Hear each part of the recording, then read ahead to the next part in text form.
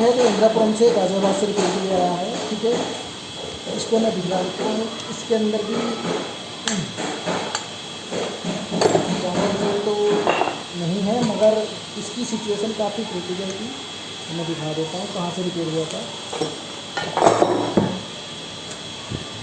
ये होता है तो अलग ही लुक आया, ठीक है। रिपेयर में दोस्तों ये यहाँ से सॉरी ये यहाँ से यहाँ तक का रिपेयर था, ठीक है। इसको रिपेयर कर दिया जाए। अब नीचे रेटिंग पर सुन जाएगा। वीडियो अच्छी लगे तो लाइक कीजिए, चैनल को सब्सक्राइब कीजिए और ज़्यादा से ज़्यादा शेयर कीजिए प्लीज़। रिपेयरिंग के लिए, न्यू बेड के लिए, ओल्ड बेड के लिए कॉन्टैक्ट कर सकते हैं। डिस्क्रिप्शन में मेरा मोबाइल नंबर है।